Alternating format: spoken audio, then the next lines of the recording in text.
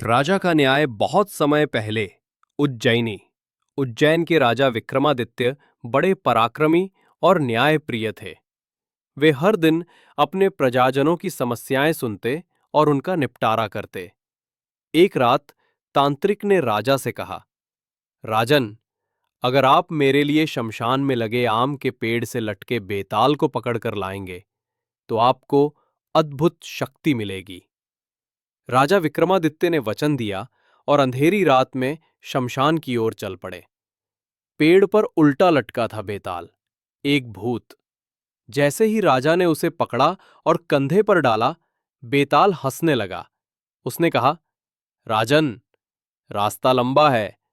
समय काटने के लिए मैं आपको एक कहानी सुनाऊंगा, लेकिन अंत में एक प्रश्न पूछूंगा। यदि आपने सही उत्तर नहीं दिया तो आपका सिर फट जाएगा, और अगर आप जानते हुए भी चुप रहें तो मैं आपका अपमान समझूंगा और लौटकर पेड़ पर चला जाऊंगा। राजा ने सहमति जताई। बेताल की पहली कथा। एक नगर में एक राजा रहता था।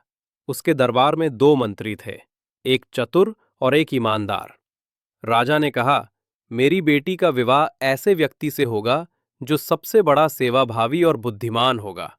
दोनों मंत्रियों ने अलग अलग परीक्षाएं दी। चतुर मंत्री ने अपनी बुद्धि से राज्य को बड़े संकट से बचाया। ईमानदार मंत्री ने निस्वार्थ भाव से अपनी जान खतरे में डालकर राजा की रक्षा की।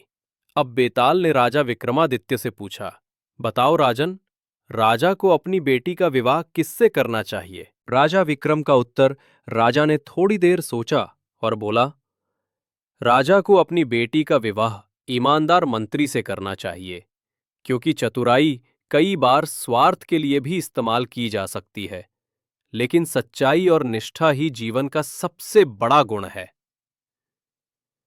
ये सुनकर बेताल मुस्कुराया और बोला, सही कहा राजन, परंतु तुमने उत्तर दे दिया, इसलिए मैं फिर से अपने पेड़ पर जा रहा हूं। और बेताल फिर उड़कर पेड़ पर लटक गया।